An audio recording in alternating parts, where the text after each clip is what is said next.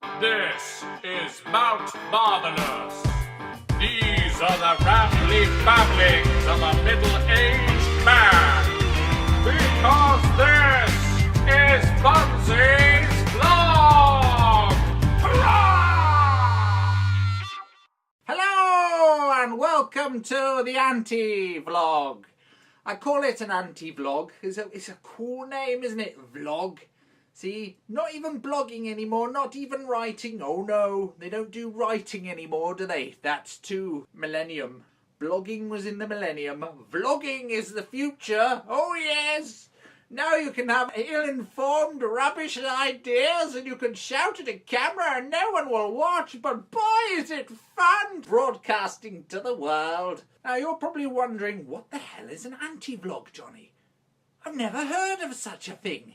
Is it the future? Well, I'll tell you, my friend, yes it is. Because the anti-vlog is my answer to a vlog, basically. And I call it the anti-vlog because I know nothing.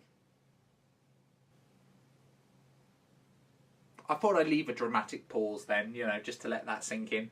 I know nothing. I have no opinion politically. People go to you, don't they? Who are you going to vote for in the next election?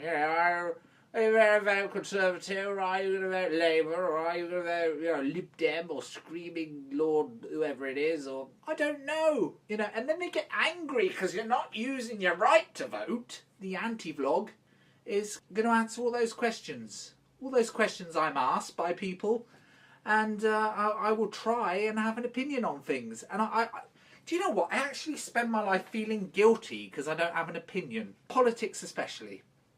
Because someone will go, oh, what do you think of the problems in Syria? And, bad? Is it bad? It is bad, isn't it? Yeah. I think it's bad. And then they go, you don't know about the problems in Syria, do you? Just as I thought. And then they look down their nose at you, don't they? I'd be the first person to admit that I am very, very ill-informed. I don't read newspapers, mainly because I don't buy newspapers, and I don't have time to read newspapers. I waste my time talking to a camera in the vain hope that complete strangers will watch it and give me all kinds of accolades. But no, I don't have an opinion on a lot of politics, really. I thought I'd sort of try and answer some political questions. So, firstly, the obvious one, who do I want to win the next election? I think it's in 2015. See? Done my homework. Don't know. Whoever makes me richer. They come to my door and they knock on my door. Are you going to vote Conservative? Really? My name's Lord Ponsonbury Michaelmas Smythe the Third. Father was a lord, mother was a lord, everyone related to me was a lord, and so I've joined the Conservative Party and now I'm running for Enfield North. Can I rely on your vote?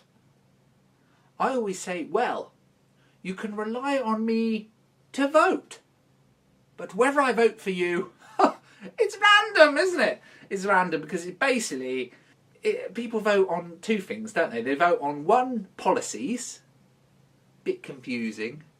Obviously if a party goes to you, my policy is I'm going to blow up the Isle of Wight with a nuclear weapon, then you're probably going to think, maybe not the party for me.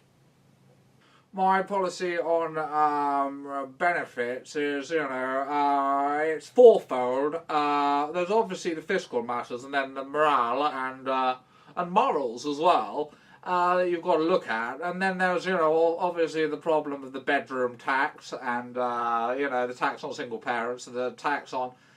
I'll be honest, as soon as they've said kind of my policy, I've kind of turned off. And I think that's the problem with politics, isn't it? It's got very boring. My policy is everyone on YouTube get together, email the Houses of Parliament and say, excuse me, would it be all right if we basically turned the next election into kind of like an episode of The X Factor?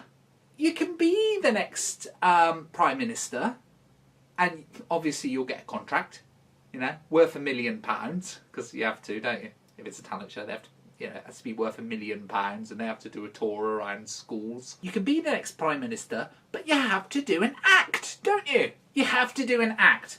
I mean, imagine David Cameron. I don't know what his talent would be. Maybe he does animal impressions. You don't know, do you? He could have some secret talent that he's been hiding from us, you know. Weekends, I like to dress as a badger. And you make him dance. And then you do the same with, what's his name, Ed Williband. You do the same with him. So, Ed Williband, what's your talent? Well, I can fire breathe. You do it in front of a live studio audience. So you get him to fire breathe, whilst saying what his policies are. Because you've got to keep it political. You can't just, you know, have random politicians doing stupid acts.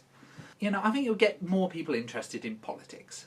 I know I'm going to get a lot of comments from people saying, you're an idiot. You know nothing.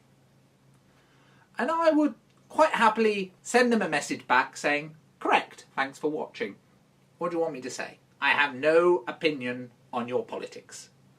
Politics, yes, I'm all for it.